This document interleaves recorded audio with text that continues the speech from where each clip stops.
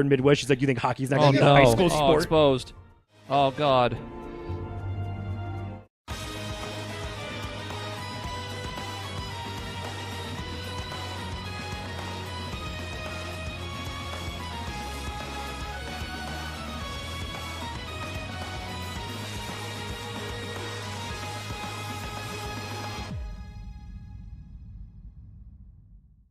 Be quiet, Maisie. You didn't see that. Nothing happened. We definitely didn't pop up on the screen for 2 seconds and then disappear again. No, We shut didn't up. start erroneously. Welcome to Gray Areas for April 29th, 2025, episode 671.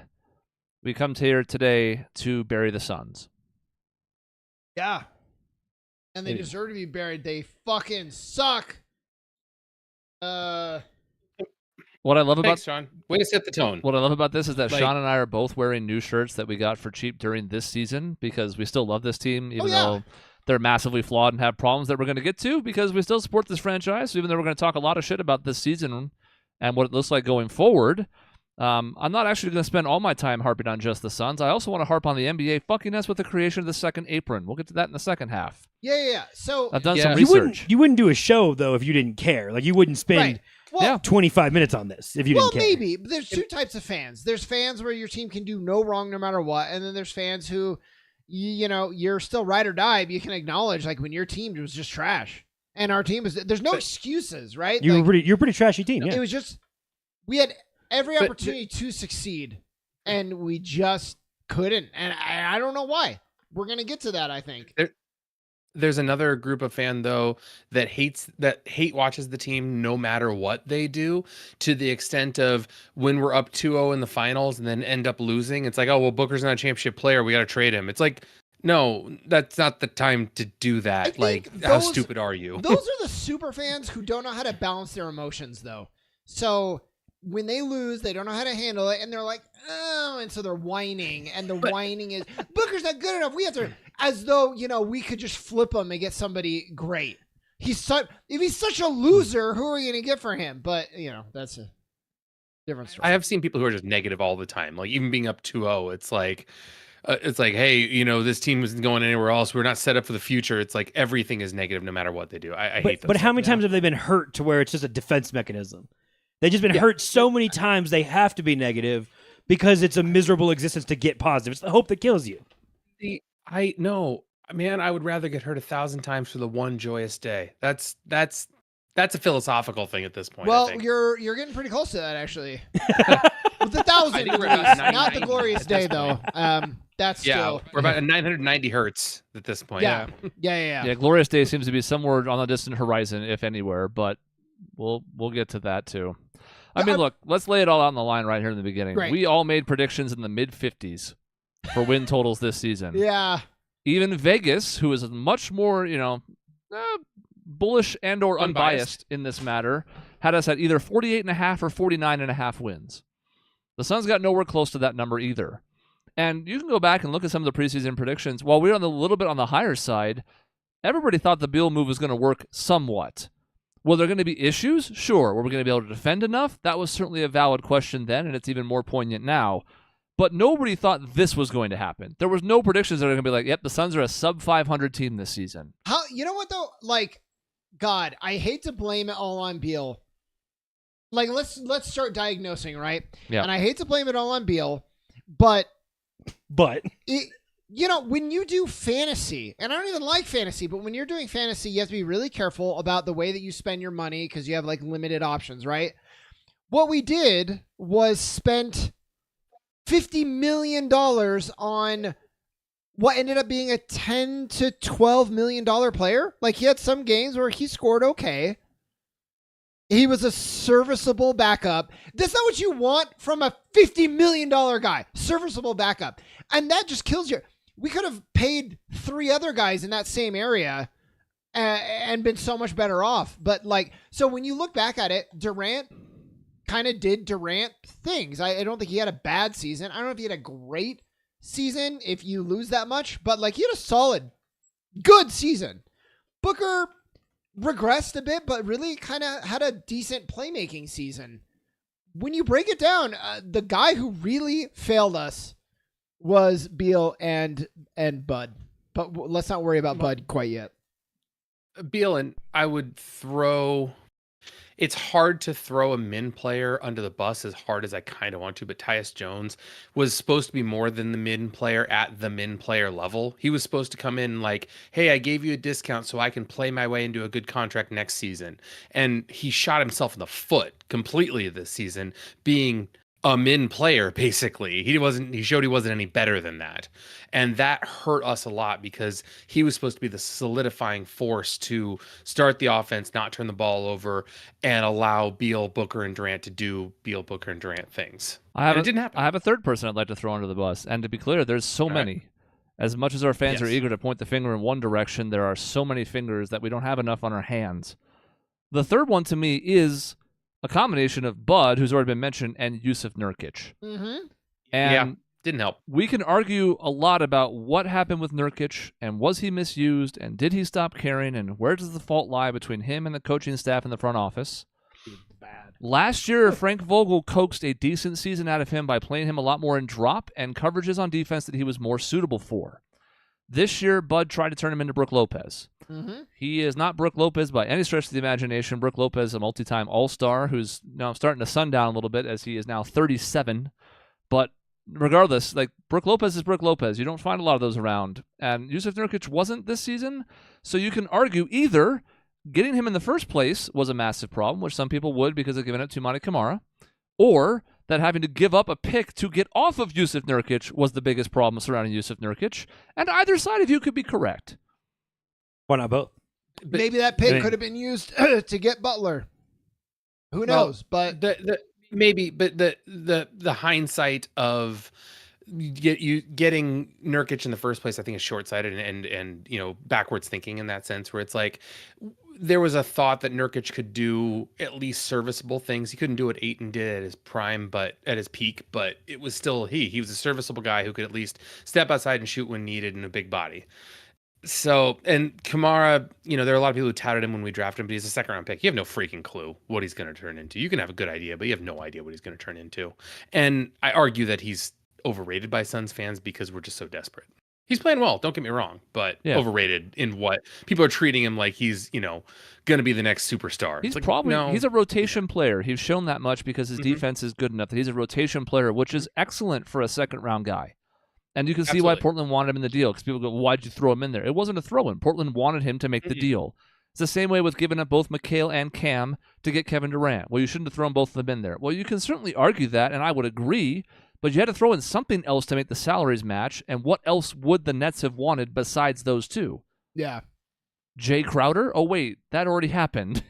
So you got to find another $20 million in salary or something to make all that work. And so it's like, look, I'm not sitting here saying we didn't make mistakes. We did, but people try and find the exact point where it went wrong, and I'm like, there isn't one. It was a series of issues, all stemming back to not giving DeAndre Ayton a max contract in the first place. I was saying, mistakes compound pretty easily in this structure. I mean, even more so now with how the apron works. But it's like, I don't know. I mean, I think everyone, you want to be revisionist and bitch about how this impacted you guys step by step by step. And it's like, and the moment, it's like, I think when the Beal thing happened, I think all of you guys to me were like, well, we got to do something. You're like, I don't really know if that's the best idea, but if it doesn't work, if we don't do it, we're going to be idle. So we might, and honestly, if that's what triggers you guys to reset, I'm trying to make, be as positive as possible. It's like, well, at least now you fucking know you didn't linger. I'm like a lot of fans will be like, I told you Bill was never going to work. I don't fault the swing. I don't know if we could have foreseen a player who was pretty good at, he was good at the thing he was good at, which was scoring, until he wasn't anymore. And he became like passive and the fall of Beal is fascinating. And sure, if you acquire a guy who's pretty one-dimensional and he's no longer good at that one dimension, you don't have shit to fall back on. Obviously, then it goes to shit and the contract's an albatross. But again, the spirit of what you were trying to do is like, I don't see what else did you want to keep the roster as is and linger? Because again, Chris is going to get to this later. With how the apron works, eventually we're going to be able to do fucking anything anyway. Right. So, like, again, making a move for the sake of making a move in the NBA, I hate to say it, is actually necessary now. Which is not really a great business practice, but the league has forced teams into not having great business practices. That's something that drives me absolutely insane about fans. If we could look into that multiverse, ask Doctor Strange to show us the other universe where we don't make the Bradley Beal trade and we finish 38 wins this season, 39 wins this season because Chris Paul can't dribble on our team anymore To be fair, and we suck equally as bad. Like everyone would be saying, man, we should have really taken a shot. I'm so mad at Ishbia for not making moves. It's like, you can't win. If you don't win, you can't I actually win public think, perception. I'm glad they took the shot at to it. your point, I think we would have hit 40 wins with Chris Paul. Oh, sorry. Sure, But- you might be 42 Right. and It's 40. still- right. Like you're and like we would have, to Cody's point, it would have been like, what if? And to use Yeah. the Doctor Strange metaphor, the odds of him playing all 82 games this season were the 104, whatever the number is from the movie, the 400 million to 1. yeah. Who would have ever, like, no one would have bet money on Chris Paul playing all 82 games. You would have been more likely to bet on him playing fewer than half. Yeah, exactly. And even Hey. when he did play, it's not Chris Paul anymore. He was fine for being the fifth option, or really just an initiator for the Spurs as they're trying to get somebody who can actually throw the ball to Wembanyama. He succeeded on that front, but the cliff he fell off of as soon as he turned 38 is still there. It Yeah, has yeah. not changed. It'd also be really hilarious if you didn't make a trade for Beal, and then Beal, as a number one option on a shit team, is still scoring really well. Right. And everyone's like, oh, fuck, see how good Beal is? Why didn't you make that trade? Then you're going to retroactively still made it, and he comes and he still sucks because he's not the main option, scoring on a dog shit team. You know what? Let's get to Bud then for a little bit, because I think part of Let Beal's... me say one thing first before Go we ahead. on to Bud. I just want to point. I don't fault Beal the person in any way. It sucks that it did not work. He seems like a great dude, and his comments about, "Hey, I've got a no trade clause and I'm making $50 million," people shit on all the time. I'm like, he got roasted, and it doesn't sound great, but I still don't fault him for it, I for do a getting little bit. roasted the way he I is. do a little bit, but I'm going to get to that right now. So Bud comes in, Yeah. and we're firing a third coach in 3 years, which is crazy. Vogel, I don't think we should have fired, but apparently he lost the entire locker room. So I don't know what to say to that. They're perpetually lost locker room. I guess I hate that term almost, like, because we weren't offered a lot of specifics with Vogel. It was just like he lost the locker room. I think one time he yelled and players rolled their eyes, and that was like the most we ever heard. Fine. I'd like to see maybe a little bit of perseverance. Like, that seems like a chapter 1, and what a good story it could have been if we could have worked through that. But they're like, no, we won't work through anything. He's gone. Fine. Bud, I don't know if you can defend after a lot of this stuff that is coming out. So what I learned, I didn't hear that he wanted Nurkic to become Brook Lopez, although that's very clearly what happened. He wanted Beal to become Drew Holiday. Drew Holiday. Yeah. So we had a guy who worked for NAU one time. He came from a pretty prestigious company, and he had just like a playbook of like things we were going to do. And we're like, great, but like we don't have the systems, the infrastructure, the personnel, we don't have anything in place. And he was like, no, we're going to stick to this plan. He was fired. And it's like, I am seeing that with Bud. It's like, oh, I had somebody who worked in Milwaukee. I'm just going to repeat that exact thing. You know, like, so you're not actually like a great coach. You just kind of stumbled upon like a good team, and your only play, like the Seth Rogen dance, you only got one move, and it's to be the Bucks. Who's the Giannis on this team? Durant? Anyways, that was very disappointing. So what you're saying is he might have fluked his way into a pretty good system in Milwaukee. Yeah. For the system, the players that fit the system, which again, I want that job because it might work out, and then it does, and then it didn't, and it stopped working there. That's why he doesn't work there anymore. Yeah, and there's nothing wrong with being like, hey, Drew Holiday, great defender, awesome guy, really it was all about team success. I'd like to see if we can unlock like a new level for you or something. It sounds like you just said, I want you to be Drew Holiday.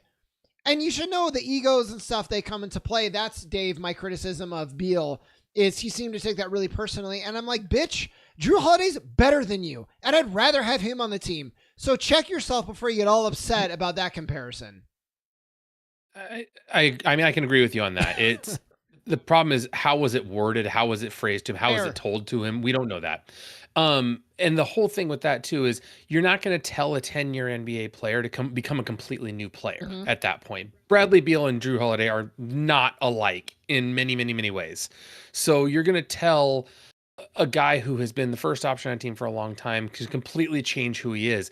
It just doesn't work at that level. You know, sure, tell a high schooler to do that. You don't tell a 10-year NBA vet to do that. And when that happens, it's an easy way to lose a locker room. And I don't know that it's so much ego as just physical possibility at that point and lack of respect for what someone has accomplished throughout their career. Now, I will say with you that Beal making that as well known or bitching about it as much, maybe that should be kept private. You can argue that, and I agree with you on there. But there's fault on both sides.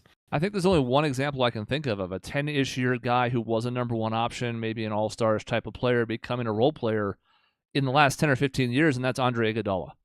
I can think of no other example of it working, and others have tried and failed, and Iguodala really only worked because he bought fully in, and they had success quickly that made him feel like that buy-in was being rewarded. You know what's sad? The other option that comes to mind, and it's not quite the same, but like Jimmy Butler is kind of doing that it's another Golden State player.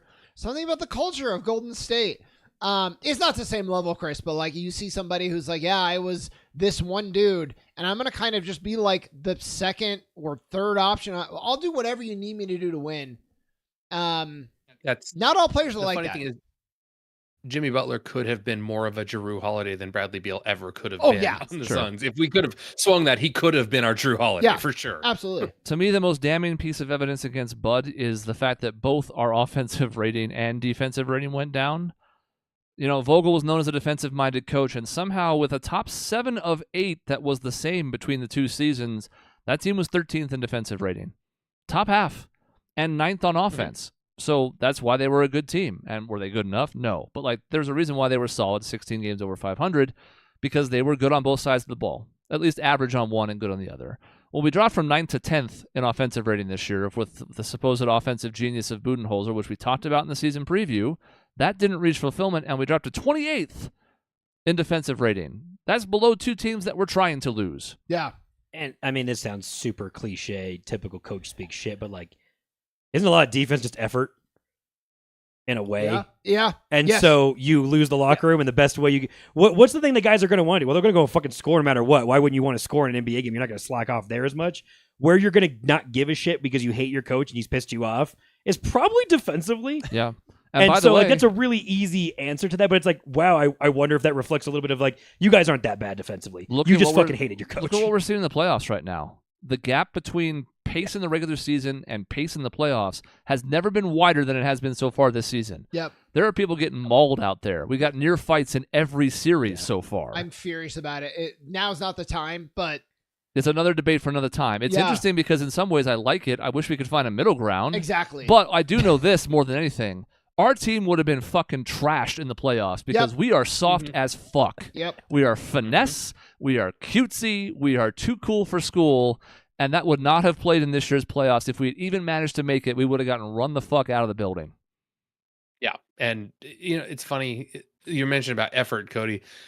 I think that it's effort, yes, but it's also if a coach is putting players in positions in which they can't succeed, it's hard to give effort when you cannot succeed. Like it looks worse than it is. I can look back to my high school life of playing mediocre high school football, and I could say, I don't think I'm being utilized the right way. I don't know if I'm going to do well here. And then you're like, I'm going in with shit motivation of like, I'm probably going to get my ass kicked right now. And then I get my ass kicked, and I'm like, fuck, man, I was kind of right. And I feel like I did give my best, but I'm like, I'm in a bad position. I'm getting fucked up. And I'm like, that's not my fault right now entirely. You know, the flip side of that, which also is an indictment on Bud, is there are times where you put somebody in a position that they're not familiar with or they don't know, and they unlock a new level and they tap into their potential. When they don't do that, you have to adjust. And that is maybe my biggest criticism of Bud the entire season. Failure to adjust to it, taking 30 games longer than even the casual fan would take to make an obvious decision. Done is the biggest one. I mean, it's being hard-headed and being a good saying, like, no, I want you to fit my system, and I've won a title, and you guys haven't, blah, blah, blah. It was like, blah, blah. He was like, don't show me the analytics. And we're like, but we have them. He's like, I don't want to see them. It's like, okay, but Tyus Jones and I think it was Nurkic together, like the worst defensive pair in like fucking history. You're like, maybe don't do that. Maybe bring Tyus off the bench. Maybe do some other things. But because you take so long to make that first adjustment, you're playing behind the eight ball the whole rest of the season. Or yeah, the Dunn thing was I mean we'll get into that, but like the Dunn thing was just crazy because then when you started playing him all of a sudden and we went on a 7-game win streak and we're like, oh my God, maybe this season has a little bit of a chance. Maybe we can actually sneak into the playoffs and we're playing with heart and we're diving and we're winning games, close games. And it was all like, why didn't we? It probably wouldn't have worked. I'm not going to say like Bud's such an idiot because it would have worked and what a moron, but like, you didn't even give yourself the shot to try 20 games earlier. You didn't give yourself a shot. And then when it was clear the season was lost, that even more fucking play the guy because now we're playing for the future. Oh, no, we got to play our elderly fucking core for nothing. I mean, if he knows he's getting fired, he don't give a fuck about your future. Yeah. Well, I mean, fair, but then why I mean, you would think, okay, I'm getting, I don't know. Keep making a bad decision? He's a dick. I mean, it feels like it. Yeah, it kind of feels like he's a little bit of a dick. Well, you talk about ego. The whole thing with Bull at the end of the season, where apparently he didn't stand up for a fight and get himself suspended or fined for a fight that was on the other side of the. So you don't play him at all. Like not one little bit. I initially don't mind that. So I'm thinking back to every organized ball that I've played. If I had a player that was like pushed down or whatever, and I'm on the other side. Now here's what I don't know. We're never gonna know this. Like, did Bull know what was happening and was just like, oh, whatever? That to me, yeah, you do need a stern talking to. There is video of it from, one of those kind of like not great cameras, the ones that will kind of play in like the pirated streams in between the timeouts and stuff. They're just showing the arena feed. It's hard to tell if he knows for sure or not. I think he kind of glances in that direction, but he may not know the scope of it. And he's just kind of like lazily just like laying the ball up in the hoop, like killing time. Yeah. It's hard to say for sure. I don't know that punishment was you're out of the rotation for the rest of the season. Well, that's my point. Yeah. And so with Nurkic, he was like, I haven't spoken to him in 2 months. So like Bud it seems like he would do discipline, but then like he would just cut them off completely. And that's no good coach would do that. You bench somebody to kind of teach them a lesson or you work on things, but you stay in communication. What he was doing just kind of seemed like immaturity. And we didn't even know it at the time. Yeah. Bull just disappeared. And we didn't really find out why until a couple games left in the regular season when it was clear like the writing was on the wall for both Bud and this franchise just being like, okay. So at that point, then the thing started leaking about these different interactions that Bud had with different people, and then the news story about Bull out of nowhere. And now looking back, I'm like, oh yeah, he really never did play after that game. I didn't really pay much attention because I don't give a fuck about Bull. But he had been a small spark for us for a stretch there, and all of a sudden he vanished off the face of the earth. And it's like, that's the stuff where if you are going to hold a player accountable, and I agree that you should in that spot, it needs to be public. Mm-hmm. Mm-hmm. Or it needs to be another type of punishment rather than just, okay, you're done playing. Like, you're off the team for all intents and purposes. That's a great way to lose a locker room, too. It's like, oh, so if I fuck up one thing, I'm just off the team ostensibly? Well, that's an insane punishment. And I'm thinking back to Durant screaming at him, like, we need someone to fucking guard.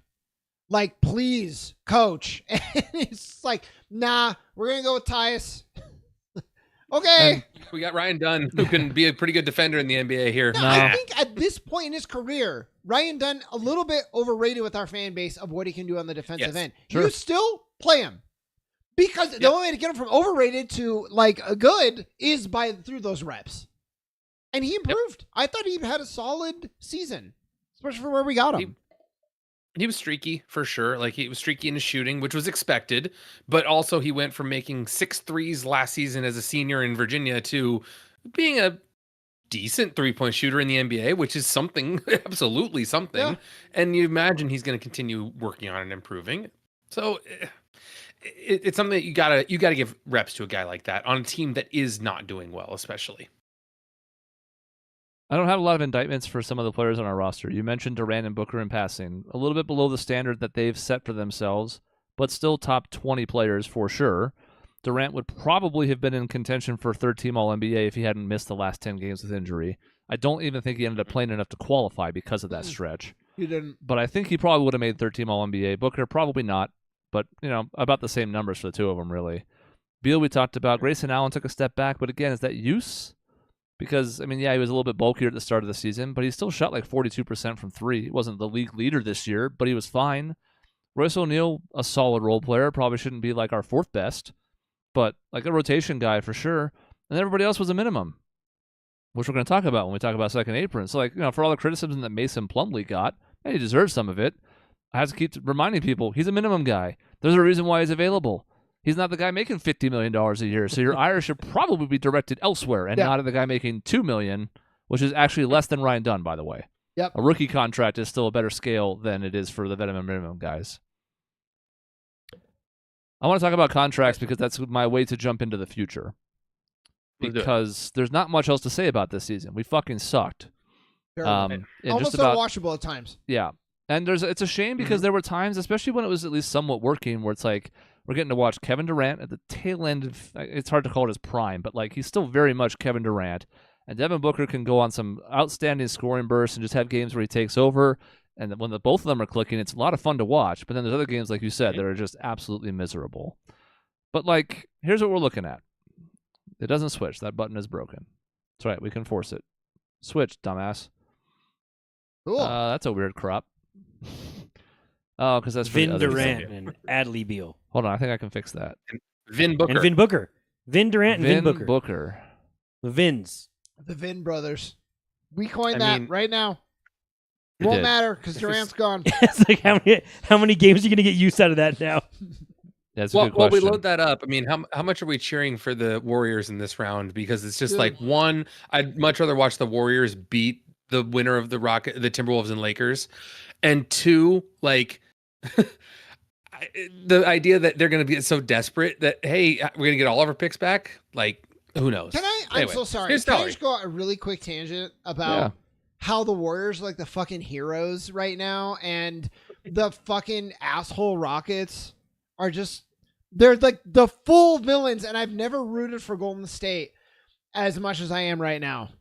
It's great. That a result of like the conduct there in the series so far, or just for your own sake? In general and in this series. Okay. Like already going into it, I didn't like Houston. And when they were like, you know what, we're just going to beat the shit out of the Warriors, and now it's backfiring. Love it. I love all of it. Talking so much shit and then getting their heads kicked in is so far beautiful. 3-1, they can still come back, but I'm like praying that it doesn't happen. That's what happens when you get an asshole like Dylan Brooks. Yep. Man, he has like changed. I have been. I've been like watching their games and stuff. Oh yeah, and she'll hear me being like, "You fucking piece of shit," just out of nowhere. Talking about the Houston. Yeah, I hate them. And every team Dylan Brooks goes to, like for whatever, he's not even good, but the whole team rallies around him. They adopt his vibe. I don't get it. I feel like it's a no-win situation. If your fucking team brings his ass in, you're like, well, we either hate our fucking teammate or we all have to be assholes like our teammate. Yeah. And you're just like stuck. Yep. And then Ja Morant, I hate Memphis too, but they're gone. Yes. And then Dave, I don't know if you saw today, Ja was like, yeah, I had figured out Oklahoma City. We would have won if I didn't get hurt. It's like, yeah, I started laughing. Tough look after a sweep. Yeah. By the way, I think I joked with this or with Chris when we were recording. I was like, who's the veteran guy who's going to age and be kind of a pain in the ass, but then cut decent deals with guys? It's going to be fucking Ja. Ja's going to sit there on the back end of his career. He's going to be a pain in the ass like Westbrook, and he's going to come on to teams. He's actually going to probably succeed. I'm fascinated by the back end of his career. I don't know if he's going to. Well, if he shoots somebody, then yeah, maybe not. I don't know. Well, no, the karma of people saying, please stop jumping over people, you're going to get hurt. Oh, sure. I mean, and then he says, okay, I'll stop jumping over people, and then goes to jump over someone and gets hurt. Well, yeah, but if you told him to jump over them even higher, maybe he'd stop jumping over them. Yeah, that's true. He doesn't seem like the human being who's ever going to have any interest in listening to any suggestion anyone has. And he can't shoot. He was like 29% from three, which is ironic for a guy who seems to love guns so much. But at the end of the day, if he doesn't have his athleticism, that career is going to go off the rails quickly. You're true. Because he's worse than Westbrook in that regard. I actually think his career has started to go off the rails a bit. Now, maybe he can come back a little bit more distance from injury. He didn't have a great season, and Memphis does not look that much worse with him now, with that 30-point swing notwithstanding. Overall in the season, they don't look a lot worse without him than with him. So... anyways, we got the numbers pulled up. Cap sheet. Next year, bringing back most of the same players. Tyus Jones, Bull, Mason Plumlee, Damian Lee, Monte Morris, who barely played this season, which was also somewhat confusing. I'm not entirely sure what to make of what we have in our top 9 here. You can look at both Micic and Martin as potential cuts. In theory, doing both of those, especially since Cody's is not fully guaranteed, Cody Martin, is enough to get us into the first apron. We'll talk about the repercussions of that in a minute. But at the end of the day, like barring trades, which are certainly going to happen in one form or another, but as of right now, you'd be running it back with the same roster except minus some of the veteran minimums and replacing them with other veteran minimums that, as the past 3 years have shown us, are not going to be any good either. Nope. And you're also more unattractive for veteran minimums than you would have been 2 years ago in the first place, Yep. unfortunately. So it's sad. So that's pretty bleak. That's real bleak, isn't it? Yep. Because look, on top of And that, what's not on here yet is the super extension that Devin Booker could be signing, where he would be getting, I think, $75 million the last year of that. It's 2030, yep. Yeah. So there was a lot of debate about that, and well, Devin Booker may not be worth that at 33 or 34, and I'm like, yeah, maybe, but I don't care anymore. At this point, I'm kind of like, Booker has shown us loyalty, and so if he's really hell-bent on staying here for his whole career, fuck it. Same. It's the anti-Luka Doncic thing of like, who I'm a fan of now, by the way, like at least for the time temporarily. No. Temporarily. Look, like I really, you have Well, a player it's fine. who's loyal like that, and you fuck him over. I hate it. Well, So, it's fine. He's about to go home, so you don't have to cheer for him anymore.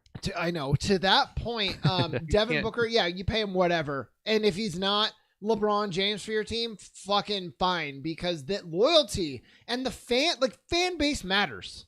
I don't know how to get like that point clear.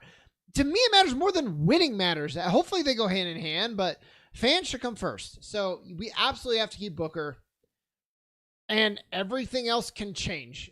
You know, we're going to be strapped in what we can do, but I'm not attached to anything else. We owe Bradley Beal $110 million over the next 2 seasons. It seems extremely unlikely that that's going to be anything we can get out from underneath. In its current form, you can't even stretch and waive him because it's too much of a percentage of the cap to do so. So the people that are talking about that pie in the sky outcome, that doesn't work. It's just a matter of maybe the second season, so 26-27, not next year, but the one after, when he's in expiring, maybe, but the problem is it's $57 million of expiring, and this is not the mid-2000s anymore where expiring contracts are attractive because there are no free agents. We're going to get to that as part of this look as well. Free agents don't really happen anymore. So you can't even worry about like, oh, well, you know, it's a bad deal, but we can eat that for this season, and then we'll have all this cap space. Nobody fucking cares about cap space anymore, and we're going to see why here in a minute. We're really far removed from like Kobe having meetings with 3 different teams and LeBron going around and touring all the people who have enough cap space to sign them. We had like, they're meeting with this team on this day. It's like, I haven't heard that shit in so many years now of anyone going around and meeting with teams individually to decide where should I pick from the 5 teams who can afford me. Well, I read that you can, through some loophole, you can stretch it. The point is, it doesn't matter because if you waive and stretch them, it's something like $20-something million a year going against the cap. Well, we're not going to do that for 5 years. That we're never going to get out. It's better just eat the 2 and suck and then fucking kiss them goodbye than it is to keep that going for another 5. So now, it here's what I doesn't want. look good. What I wanted to talk about. I'm not really a homer. I don't think for the I mean, we obviously root for the Suns. That's clear. I don't know if you've watched this podcast before. We're 670 episodes in. I think it's become pretty clear we're Suns fans, but we're also pretty good, I think, about being objective when it comes to it. So when I tell you that, like, overall, you know, we sucked, and here's the reasons why, and this is why it's bleak, you know, I think that should mean something coming from us because we're not just blinded by homerism. I will also tell you that CJ McCollum fucked us. Yep.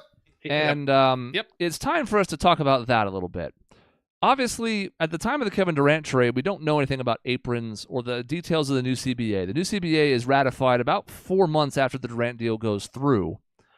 What they did with Bradley Beal, and Ishbia even said, it was like, well, we're already basically stuck in the second apron, so we're just going to say the hell with it and blow through the second apron, which clearly has failed. But at that point, the damage was already done. We were doomed to be one of the handful of teams that was in the second apron. There wasn't much you could do about that, especially given how much the second apron limits transactions. So at that point, you know, we went all in on this move, and then 4 months later got fucked by the league for it. I could sit here and be a conspiracy theorist and talk about, you know, Robert Horry this and Kareem Abdul-Jabbar that and blah, blah, blah. Woe is us Suns fans. This one wasn't targeted at us. Several other teams are dealing with reckonings about this, like the Nuggets, whose cap sheet we're going to look at. But in our particular case, it feels really, really fucking annoying to finally get out from under the thumb of Robert Sarver and then take this in the fucking dick like this. Yep. It's unbelievable the timing of we prayed for ever that we'd have an owner who was willing to do everything it took to spend to win, and now you get punished to spend to win. And the fact that they allowed CJ McCollum to do this, to sign this, and fuck over the players, because you know that these people aren't getting, like, the entirety of how contracts are going to work going forward is going to completely change, and fuck over the middle class of players is what I like. You're gonna have your superstars get all the money, and then your lower levels, and that's it, because teams can't afford otherwise. That's what Chris and I were literally talking about the other night, was like, the players are going to start rebelling against the other players, because the piece of the pie, it's like a microcosm for regular society where you're headed for the NBA in like 10 more years. It's going to be fucking brutal. Yep. It's got to change, and I don't know how it's going to. Yeah, we've talked about the timing before and how bad it is. I'm just surprised that it even got through, because what happens, along with what you just said and the almost classism and all of that, why would you create a system where, like, a lot of teams, it's almost like they can't hold on to their stuff. Like, the whole point a lot of the times, these contracts, the bird rights and everything, is designed to try to incentivize players to stay with their teams. Well, now it's not, because they fucking can't, or they're going to be the only one there. And we just saw that with Luka Doncic. Well, you'll play through a couple years. Like, let's say Booker didn't have any loyalty to you guys. Right about now, he's like, well, shit. He looks at this cap sheet and says, why do I want to play for this team for 4 more years? Why the fuck would I want to be on this franchise? They can't do anything. I should demand a trade and go to somewhere like Houston, who's on the rise up, has younger deals. Like, I should take the gamble on all those players blossoming into guys that are my level, rather than knowing for 3 years my team can't make any moves because Bradley Beal's eating up so much money. It incentivizes you to want to demand trades if you ever want to fucking win. Right. To me, that's what it looks like to me, because so many guys are going to age into this problem. You mentioned Denver, and I think that's, who are they going to be able to hold on to? They've already been losing a piece every season. Yeah. They lost Bruce Brown. Yep. I think Bruce Bowen every time. Yep. They lost Bruce Brown 2 years ago. They lost KCP going into this season. And as a result, they have absolutely no bench, which has always been a struggle for them, but it's the worst it's ever been. And now you're looking at a situation where we're going to get to the cap. We'll look at it. By the way, here's the free agents for next season. Ready? LeBron James. Player option, $53 million. He'll be opting into that. Yeah. He's not going to be not opting into that. He's also going to be 41 next season. Kyrie Irving, player option. He's opting into that, especially now that he's hurt. Whatever small possibility there was of him not opting in. James Harden, about to turn 37, $35 million. Player option. He's opting in. Chris Middleton, who's dead, $31 million. It's a player option. He's opting in. Julius Randle, $30 million. He's opting in. John Collins, $25 million. He's opting in. The first unrestricted free agent in next year's list is 37-year-old Brook Lopez. Oh, boy. Who could be a nice signing for a team to get a rotation guy, I guess. But that's the top of the line. Even 8 years ago, that wouldn't have been very good. Now, that's the best free agent available. The only other player I think is worth a damn, like a potential top 3 type of player who's not on a player option, is Miles Turner. That's like the cream of the crop for next year. And Miles is a nice player. I'd love to have him. But, like, that's it. Mm-hmm. Yeah, there are no free agents. The only other one's going to be Fred VanVleet, because the Rockets are not going to pay him $43 million next year. That's a club option. I was going to say, who's the best free agent under 30 years old that's unrestricted? Well, Miles Turner is technically 29. Okay. I was going to say, I didn't know if he was 30 yet. Bruce Brown's going to be a free agent again. Do you have next year's free agents by any chance? What's that? The following year. Do you have next year's free, the fall after this year? For 2026? If you don't, that's okay. I just, to your point, I feel like we're going to be running into this. If all those guys were single-year player options, theoretically, they would all then become unrestricted, I guess. Oh, right. Yeah. So the same list is there, plus Kevin Durant. Congratulations. Who will be unrestricted because, as you can see, wild. Now, again, some team can offer him an extension based on his current deal, but do you want to do that when he's 38? And NBA free agents used to be so much fun. You know who else is a free agent? DeAndre Ayton. And CJ McCollum. Bring him home. So that's bring him home. Bring back Bridges, bring back Cam, and we'll win 46 games. Will DeAndre Ayton be willing to take a veteran minimum? And I do hope, in my heart of hearts, that CJ McCollum is forced to sign a veteran deal for the minimum when he becomes a free agent in 2026. Oh, yeah. Because he's squeezed out any possibility of any mid-level contracts in the NBA. I hope he gets fucked and gets $2 million a year. Yep. Here's a team that just died this week. Damian Lillard had his leg fall off. Yep. So whatever slim chance the Bucks had of doing anything this year, which probably wasn't going to matter, to be honest. They were already behind in that series. The Pacers were beating their ass. But, like, now they're dead. Well, this cap sheet doesn't look all that different from the Suns, just in the sense that it's very top-heavy. And, yeah, like, Giannis is awesome, and if they had to pivot, they could certainly trade him. He's got 2 more years plus 1. I don't see him turning down $63 million. Like, that option's getting either picked up or extended. But Lillard's on the books for 2 more years because guess what? Damian Lillard's not turning down $58.5 million in 2 seasons. And he's so probably not playing next year. Probably not because of At when the all. injury happened. He's probably out a full year, especially at his age. Now, is that a worse situation than Bradley Beal because of the no trade clause? I don't know. It doesn't really matter to compare them. They're both shitty. But the point is, the Bucks are done. They made one move this year to try and get Kyle Kuzma, who's making way too much money because he's also not very good. And now look at this cap sheet. Yep. What do? You're already done because the only way you can get better is to add players that are in minimum slots, and it's going to be Or trade Giannis and Kyle Kuzma and friends. Trade Giannis for Yeah. Durant. What do you think, Cody? Just kidding. They're Sorry, I was actually looking at a team like that team that team needs to trade Giannis. They just need to blow it well, up. they're gonna have to. Like and they not to the Suns, but no, but like to somebody. he needs to get traded because they need to bottom out and start fresh in 2027. But I don't want I hate that. Giannis is associated with like the Buck. I don't. Oh no, It's this thing that I hate. Oh, for sure. But if you care about the future of your franchise and not prepare, the literal reason, massive reason why I'm not really a Laker fan anymore and honestly fell out of love with the NBA is the Lakers' insistence on continuing to pay Kobe Bryant for years and years when he was not that good anymore, and they just kept giving him money. And I don't believe in the whole keep the guy for his entire career. Never mind the fact that maybe that player happened to be a rapist, but that's besides the point. Giannis, I get it. He's not done anything wrong to where you wouldn't want to keep him on your team. And I get that, people are going to be upset that he goes, but I don't know, 32-year-old Giannis at that point, I'm like, well, I got like 14 years or 10 years, whatever the fuck it is of him. I'm like, I'm good.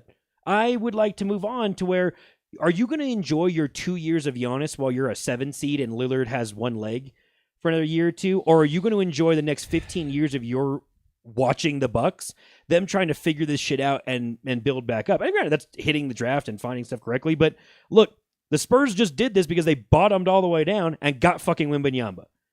I don't see any perpetuating the whole let's sign a guy in this. And you guys are in a little bit different of a situation with Booker compared to Giannis, although it's approaching not super a dissimilar situation. And I'm just like, it sucks, but at a certain point, you'll flip the switch of I don't really know if keeping that guy around for these 2 mediocre years is worth fucking the next 10 years of this franchise. Right. It sounds so shitty, but the NBA has put you in the Sophie's Choice decision making of 2 shit decisions, and which one do you go with? Mm-hmm. This is the problem. This is the whole problem with the entirety of why we're shitting on CJ McCollum so much. Because the whole point of the Supermax, the whole point of bird rights is to be able to keep your players. We have now set up a system where we're making sure that our players get paid, but don't stay at their team. The only thing the Bucks can do right now is trade Giannis. And it seems in all the rumors flying around is that Giannis wants to be traded. Great. A player that you would romanticize, would want to stay with the team forever. Now there is almost no way it can happen because of all the other circumstances, because the team can't build around him. So we have penalized teams for doing well. There is nothing worse in sports than being penalized for being good. Well, here's I hate it. Here's one new wrinkle that even further sets off that point as this alarm bell in the background that if things are going wrong. Evan Mobley just won Defensive Player of the Year. Mm-hmm. Him winning Defensive Player of the Year just put the Cavs in the second apron. It's ridiculous. Think about those 2 sentences for a second. Yeah. What the fuck was CJ McCollum doing? And it's not just him. It's the entire leadership of the players union. There are grown adults that are not athletes in that room that have a say over that. It's not just him, but he's the figurehead for it. Why would the Cavaliers be punished because their player turned out to be good that they drafted? That's wild. Why? That is fucking wild. What are we doing here? I don't even care about the Cavs because I don't like Donovan Mitchell that much. If they win a title because they're good, fine. I don't hate them either, but I'm I don't care about them. But I look at that as that comes up and I'm like, that sucks. And what would have happened if he had made second team All-NBA or when he makes second team All-NBA? Same problem. So again, he's good. He's better than expected. And instead of those incentives just kicking in for him personally and incentivizing him, is now punishing the team. And what I don't get, what I can't wrap my head around as I punch myself on the forehead for the audio listeners, is this is all well and good for the owners to have put these stipulations in and sort of broadsided the players and just kind of made them go along with this because they don't understand it that well. This is going to hurt team building. This is hurting franchises' own ability to operate under the current terms of the CBA and be successful in the current NBA. And as we're going to look at as we go through some of these sheets here, we're going to go quickly through some of them. If you're not currently worried about the second apron, you either are tanking or you're a year or two away from worrying about the second apron. Even the Thunder, who I saved for last because it's the big reveal, are about 2 years out from being fucked by the second apron. So every fan of every team in the NBA should be looking at this and going, this doesn't make sense, not just like our teams. Do they have a mechanism for like reversing this if like I mean, you know, they could have the players and owners come together and decide to do a new one, but they'd have to unilaterally agree to tear up the current agreement and replace it with another. And I don't know what the stipulations are as far as doing that. There's clauses in there. I have no doubt, but I don't know what those are. I mean, you could go in and do the thing we did before, where you can just cut a guy and then he doesn't count against the cap, blah blah blah, all that type of shit, and he doesn't count against the apron. That only comes with new CBA. Yeah, exactly. You have the one time, you know, the I can't remember. I'm blanking on what the phrase amnesty. Thank you. Yep. The amnesty clause thing. It's like, oh, cool, we can cut him if you're willing to pay him off, and then he doesn't. You don't stretch him all the way. I just gone from the cap sheet and all that. And I mean, that was honestly pretty fun. That was a fun couple years as guys are just the Josh Childress rule. Yeah, that's what I call it. But like, the one thing I'm realizing, if Giannis is serious and actually wants to get traded, there's only, again, Chris is going to get into this, I'm sure. There's only a handful of people who can acquire these type of guys. Are you going to be in a fucking race to trade Kevin Durant before Giannis gets traded? Because how many, like, is that going to be the battle, is who can trade their guy first? Mm-hmm. Could be. I mean, again, the Bucks are looking at that's a fucked up thing. $131 million to Lillard, Giannis, and Kuzma next year. Just those three. That puts them like $50 million off the first apron. The first, and then like the second apron's about 10 above that. Those three. So how do you build around that? You're probably going to lose, like, Bobby Portis probably opts in, but then, like, you're losing Brook Lopez. He's not coming back, I don't think. And then who's their rotation guys in this team? Like, like Prince and Trent Jr. were fine for the minimum, I guess, but it's the same problem as the guys we had. Hey, you mentioned the Nuggets. Look at the Nuggets. Why did the Nuggets get fucked? Well, look at the top 4 lines on that list. Yep. And this is without, again, like, the reason that they lost Bruce Brown is because they basically had like a poison pill kind of Chandler Parsons-esque offer come in for him from Indiana, where it was like, oh yeah, we'll pay him $20 million for one season. And I don't even know if I blame the Nuggets for not matching that, because it just didn't make sense for them with their cap sheet. But regardless, they lost a rotation player for that. KCP was making like $15 million. They couldn't afford him because Jamal Murray takes a step up next year with his extension, and we don't even know if he's any good still. He's hurt constantly. Jr., to me, is the worst one here. $40 million for him. That's terrible. Yeah. Yeah. Since when was Dario Saric on the he's been horrible Nuggets? for them. I didn't know that. Yeah, he's been on there. They acquired him to play some backup minutes for Jokic. And he's been awful. Mm. And they got some value out of Russell Westbrook, who is flawed, who we've talked about quite a bit on this, but again, at least he plays his ass off. They got some value out of him for the minimum or just above it there. They had a slightly different slot. There's like 4 different slots. You know, we know about like the mid-level exception, but there's some other nonsense. Point is, like, for $3 million, they got a lot out of that. DeAndre Jordan gave him some serviceable minutes for like 10 minutes a game in stretches for the minimum. But at the end of the day, next year, look at what they're paying for their top 4. That is 55 and then 101 and $160 million, 161 for 4 players. And Aaron Gordon goes up by another $9 million when his extension kicks in the season after that. So in 2026-27, that core is now $180 million. And yes, the cap's going to go up a little bit, but not enough to salvage that bullshit. Now, again, just like the Bucks, the reason I have these 2 first is the Nuggets won a title. So to a certain extent, it's kind of like, well, we got fucked, but at least we got a title out of it. You know who didn't? I think I know. Yeah, I think we are aware. The one team, which is hilarious enough, if had we won that title, I don't think we'd be in this situation, because I think had we won a title, I don't think we swing for the fences with Kevin Durant. No, we don't. We're No, like, hey, you don't. we won a title. Well, I mean, who knows? We might even be like, you know what, Aiden, we won a title. Here's your extension right away. Like, I don't know, maybe not, but yeah, who knows?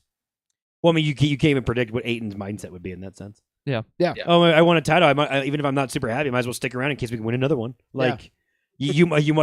Why, honestly, why would you, as a psyche, have not have that? You might not be 100% happy, but why would I leave to go to a shit team when I could at least win here and make moderately the same amount of money Yep. and deal with it. Like, I don't think that's happening. And I have Jokic highlighted just because to further kind of cement Cody's point, this is with certain restrictions on maxes that are keeping some players from being paid enough. Like Nikola Jokic should be being paid more than this. He certainly shouldn't be paying $9 million more than Jamal Murray. He's the MVP of the league, at least for another week or two.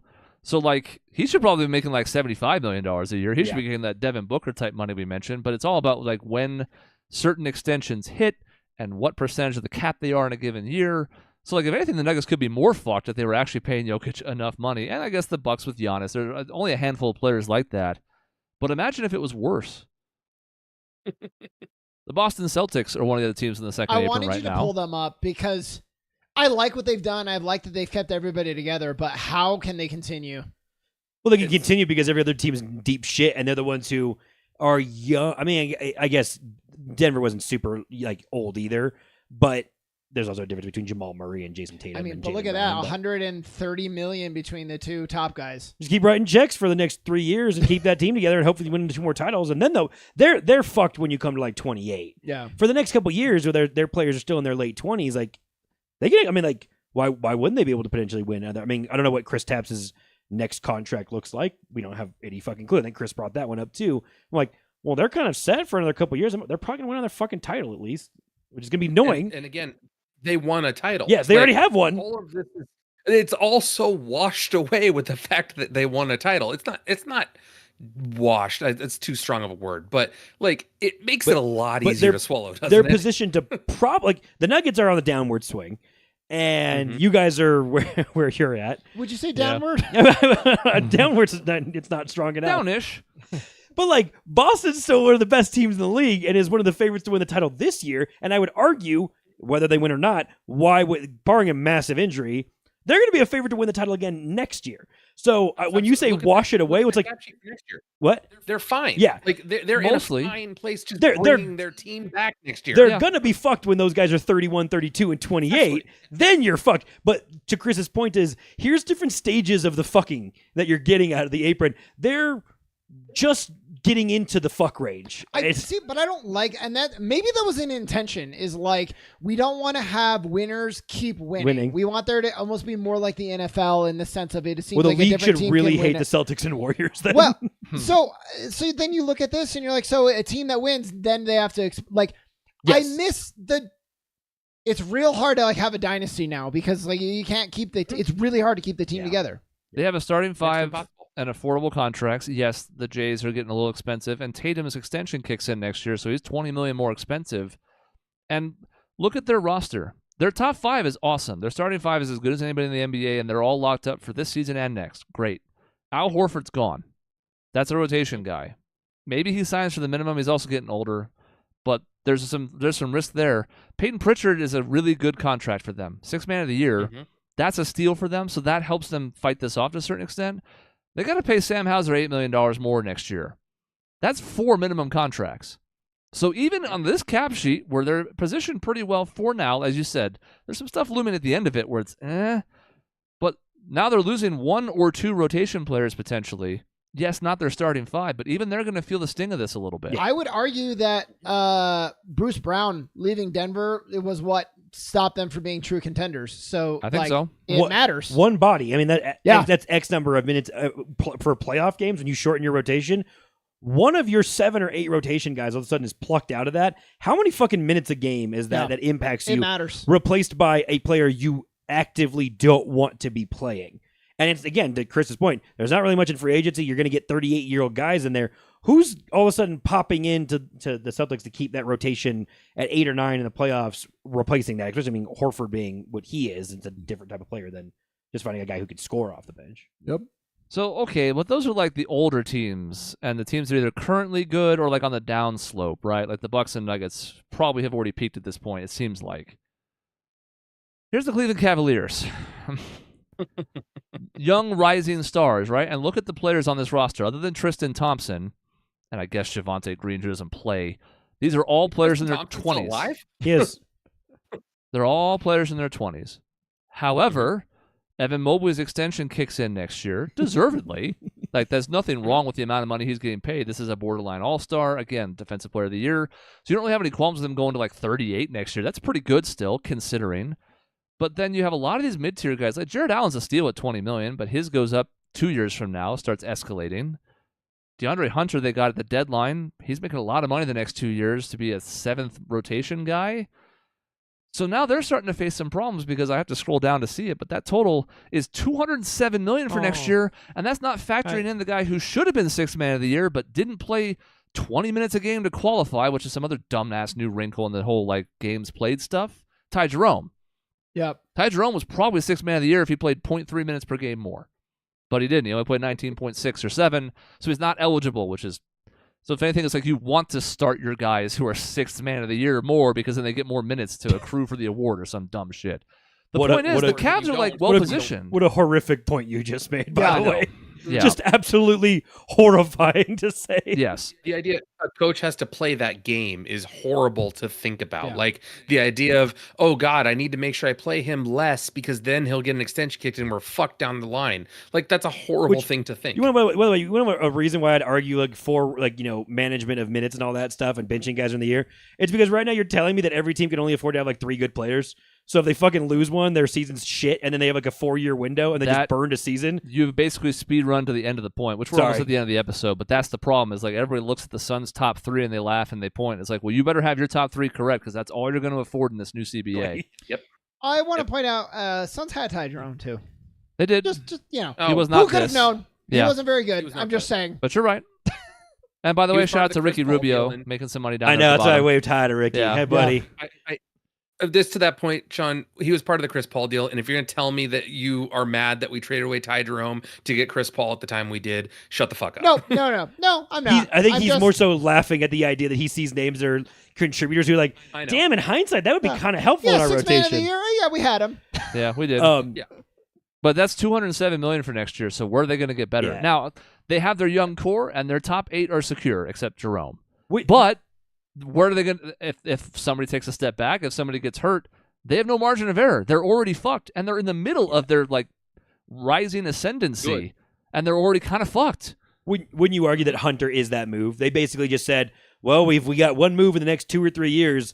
I guess DeAndre Hunter is that, and they made that move this year because you're right. Like that seems like what they did. And then another point was you're like, well, the cap goes up a little bit. Yes, does the cap go up $27 million to afford Evan Mobley being able to retain him on your team because he rightfully so should be retained onto your team? It's like both of those points are reinforced by the team who's 3 years from hell right now. It's like, well, they made their move. It's Hunter. It's a decent, affordable contract. It's one of the few mid-$20 million contracts. And then at the same time, it's like, oh, yeah, they're getting punished because the cap's not going to go up anywhere near what Evan Mobley makes, well, at the same time as Donovan Mitchell's going to go up 11. So that means you're paying, holy shit, $38 million more for 2 of your core players. Yep. Yeah. You're paying a Darius Garland amount of money for those 2 players to be retained on your team. Fucking shit, that's crazy. Yep. Here's the Houston Rockets. Now, Van Vliet is a question mark because that's a team option. And again, there's really no scenario where they really should try to keep him because Şengün just got his extension for next year. He goes up by $28 million, 28.5. I was going to ask you to show the Rockets next. And Jalen Green also hits next year for $21 million a year more. And I don't know how good he is. Not as good as he thinks he is. Nope. That's probably true of like 40% of NBA players. But still, you get the point. Now, that cap sheet looks innocuous enough, especially this year, because, again, if we scroll down to the totals, they're comfortably underneath the first apron this year. But guess what that number is next year? Like exactly what the second apron is. Now, I think it'll be slightly higher because of the cap going up. But again, that's also accounting for like, okay, you have team options on all these guys. And Tari Eason's a guy they're going to want to keep around, so they're probably going to have to extend him, or they're going to have to risk going through RFA with him. So that would kick in next year if they do that. If they want to sidestep him being an RFA, you got to pay him more next season. And like, okay, so this looks fine for now, but guess what? In a couple years, as more and more of your young players hit their extensions or their second contracts, this cap sheet goes out the window quickly. And yeah, has Van Vliet been phenomenal? No, he's vastly overpaid, but he's a rotation guy, and you're just going to lose him for nothing if you have to protect the rest of your cap sheet because you can't afford to pay him $45 million. So also you have positioned that the Rockets basically need to make a move this offseason before it's too late. Kind of. Yeah. And it's crazy to think too, is like I feel back in the day there was the Mono Ginobili deals or the Tim Duncan deals where they would take less than possible in the open market to help their team to do this. Fred VanVleet would probably be great if you could bring him back for 15 to 20 million instead of 44 million. There's no chance that's going to happen for a 31-year-old player. He's got too many years left. He can make his money. But so it's like, what do the Rockets do? They opt him in and trade him to somebody else. But who wants a $44 million contract for Fred VanVleet? Nobody. Because expiring contracts aren't useful anymore. But Exactly. like Ginobili and Tim Duncan, what were they like losing out on? How many millions? A few. It was- few, exactly. Yeah, a few. The scope not- of the scale of 30 Yeah, million. exactly. Like, This- I don't Yeah. even blame him. You're saying You like know? the top paid player in the NBA was 25 million, then he just chooses to make 18 and he loses $7 million versus the example Dave just used of sure Van Vliet for a $15 million. We need to see more of the $15 to $20 million players in the league. Well, he probably should make 44, but I mean he makes it now, so why would he regress until he's 38 years old and he has no choice but to take the $2 million as the minimum at that point? Just for a comparison, people thought we overpaid Steve Nash when we gave him 4 years, 60 million, I think it was at the time. Like 4 years, 60 million, not 60 million a year. Yeah. Times change. I mean, think At back the to like time. Randy Johnson in baseball. When the Diamondbacks signed him, I it know. was supposed to be like this big For time 17 overpay. million a year. And then he won 4 straight Mhm. Cy Youngs, and it was like 4 years, 50-something million at the time. Different Yeah, sport, but yeah. still. Now you're What- seeing like Juan Soto deals, and you're like, fuck, Randy, you were born at the wrong time. No, No kidding. it makes sense because the league revenue is going up, right? So like it's unavoidable, but like the numbers are getting out of control, right? And that's why. Yes, they're the not. NBA more than any of the 4 major sports is in this weird situation with how exploded all your contracts have been, and your rules can't keep up with it in any way. But that's the problem. It's not that the numbers are exploding because you're right. If league revenue is going up, these numbers should Yes. go up proportionally. They should. You should have the players making more of that when they have that revenue. But the problem is now you've fucked them over with the rules, Yeah. so that they're making more money ruins the product, which Yes. is just ridiculous. And now you're asking players to take cuts to account for a decision that was made in the CBA. And you would say, well, that was by the player. It's like, it was by like 3. And one of them was CJ McCollum. May he rest in peace. Yeah. Yeah, when Fred Van Vliet has to find a contract in 2 years, he's like, man, making $44 million was super cool. And everyone's like, how about 2? You want to make 2 now? He should want to fucking kill CJ McCollum as well. He's like, no, I would happily take like 15 to 20, but no 12. one can give me 15 to 20. The only fascinating thing now is it's going to put a lot of it makes team building really interesting. It makes the draft Because really fucking There's important. more emphasis on the diamond in the rough than Yep. ever before. Yep. And really like composing like a team and not just like a bunch of guys who make a lot who are good on their own, throwing them together. I mean, this is a situation the NFL is in. This is why the NFL and its draft picks and the ratio of you can get a really good player for 5 years at this position. This position normally makes $40 million. Well, you can pay them like 15 for 5 years. It's why hitting the draft in that league is like fucking just insane expensive, and why draft picks are like pretty valuable. And that's why you take a third for a veteran guy who's overpaid. And you're like, I don't want this guy anymore. His talent is like a 1st or 2nd round pick, but his contract is 3rd or 4th. So you give up a veteran for a 4th round pick. Yeah. And the NBA's 2-round draft and the talent level that it is, it's like, do you need to be enhancing some cost controlled contracts if you're going to push people into the situation? The problem is the cliff that falls yeah. off after pick 10. It just It does dive bombs. this. Exactly. And so only a handful of teams are getting rotational players annually in the draft, which yet guys hang on, and we have 38-year-old players. So if guys come in at 19 years old, it's 2 decades of that player being in the league. So I get why the ratio of if there's 10 serviceable players in the rotation, but 10 across 20 years becomes 200 serviceable players across 30 teams is why you have the team that you do.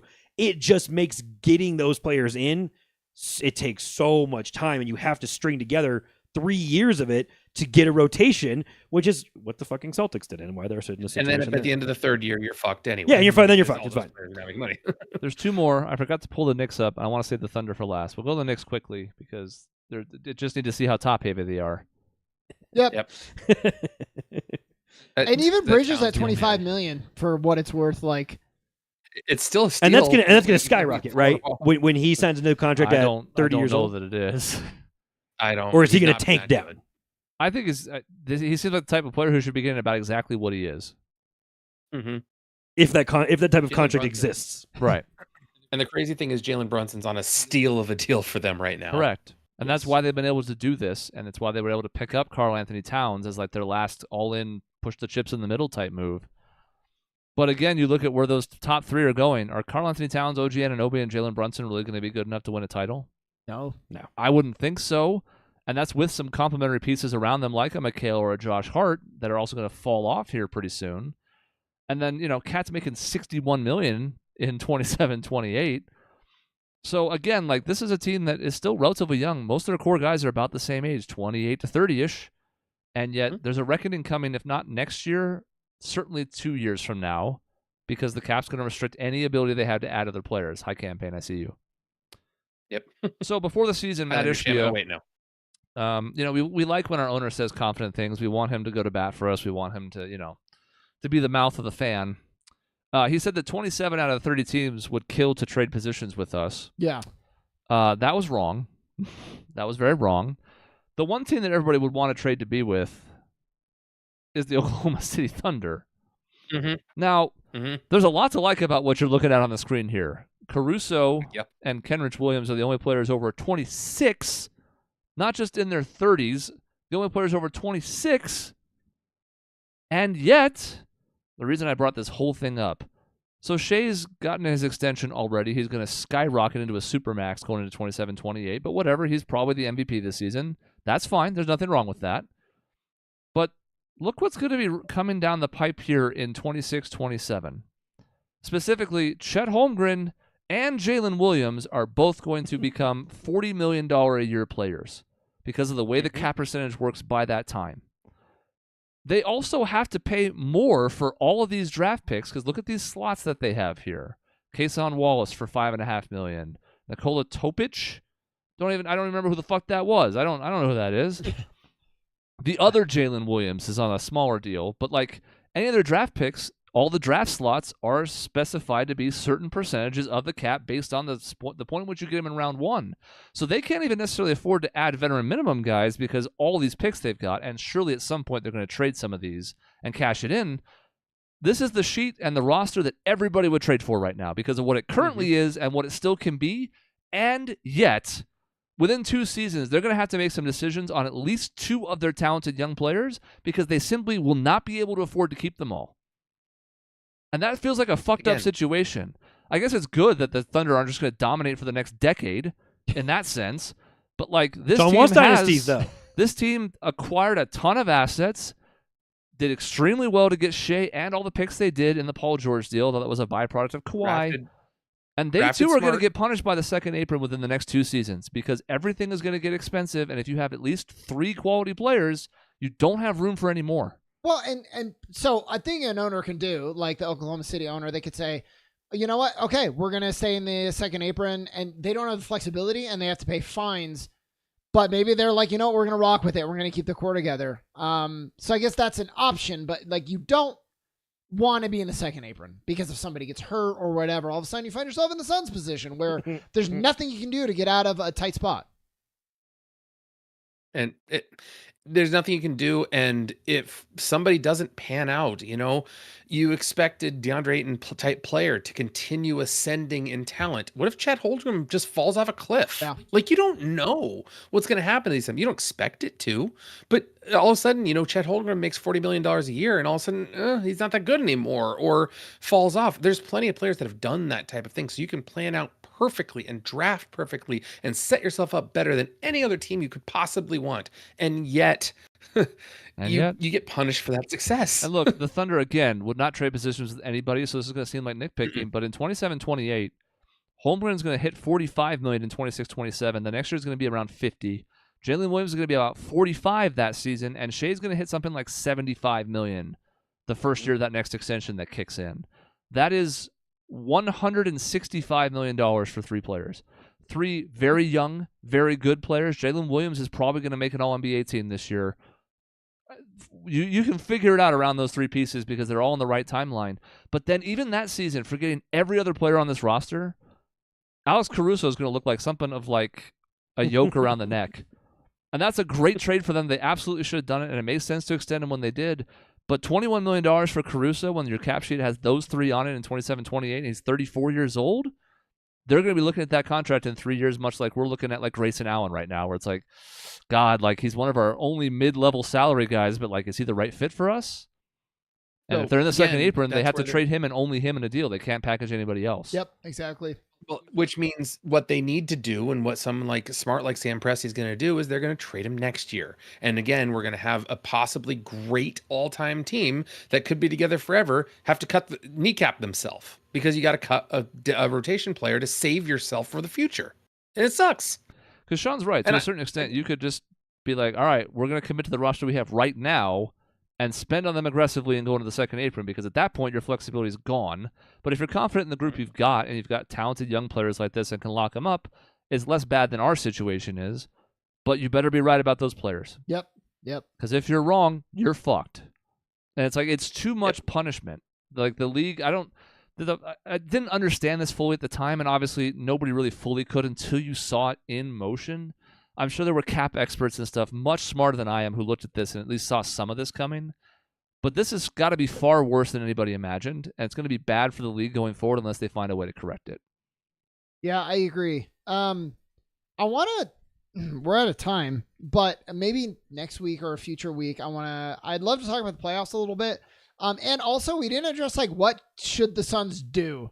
And I think that's a tough question, but I think it'd be fun to explore some ideas. I think if you get through another round or two of the playoffs, I think you'll have a better idea, because I think the point Chris has been making is, what does the market become for Durant? Which teams flame out early and then realize they need to make a move? Let's say the Thunder lose next round.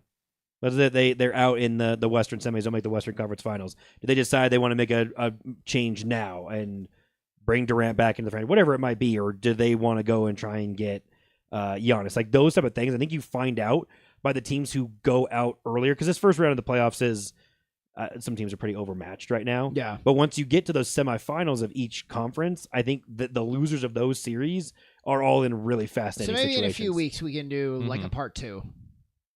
I think you're right, though. I think that becomes a really, really fun conversation once you know for sure the Rockets have lost to the Warriors. It's like, well, the Rockets better fucking do something, because yes. It feels like the Thunder almost should go all in for Giannis if that move's available. Yep. We can talk about it more later. But then, of course, the same problem exists where it's like, how do you make the salaries match? Because the only type of players the Bucks are going to want back in that deal aren't making enough yet. Yep. And you would ask for one of Jalen or Chet for sure. You would think, although the Luka trade has busted the entire market, but like not every GM is Nico Harrison, so you would think they would want some kind of good return for Giannis. There's that issue too, especially with 3 years great. left on his deal. Man, if Milwaukee beats us again in this time, like in the giving up phase of their franchise, get great for Giannis, and then the market dries up for Durant. So they get a title and they get to take. Fuck this team. All the way back to the coin flip. Yep. Oh, that would be really funny. So anyways, we're fucked, but to be clear, a lot of teams are going to be facing similar issues, and it all comes down to the CBA. Which, by the way, wow, I wonder what that product looks like on TV.